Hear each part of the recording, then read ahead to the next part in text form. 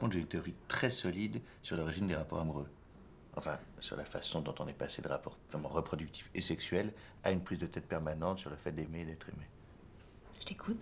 Et ben voilà. Je suis persuadé que l'amour est un canular qui a mal tourné. C'est une sorte d'intox monumental qui a complètement échappé à son créateur. Alors je sais pas quand ça a commencé, mais je situe quand même ça entre fin 11e et début 12e siècle, en plein Moyen-Âge.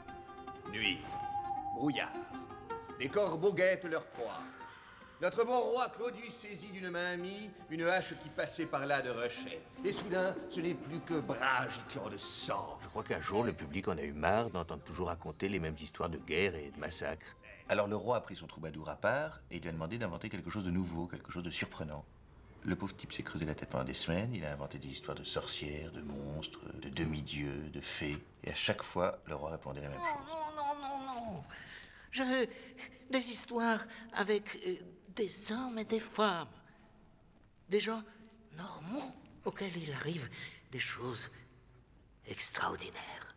Des gens normaux? Alors le troubadour a fini par faire ce que font tous les auteurs en panne d'inspiration. Il a improvisé. Il s'est mis à raconter des histoires délirantes où il était question d'une maladie étrange et mystérieuse qui transformait le comportement des gens. Et ce phénomène, il l'a appelé l'amour. À l'heure où blanchit la campagne, il la vit. Vénus calipige trottinant dans le frais cresson bleu, et soudain, devant le spectacle de ses beautés dévoilées, il fut pris d'une fulgurante envie de lui offrir des fleurs. Et ce fut nuit entière, nuit d'oreiller, nuit de lune, où il lui récitait des poèmes.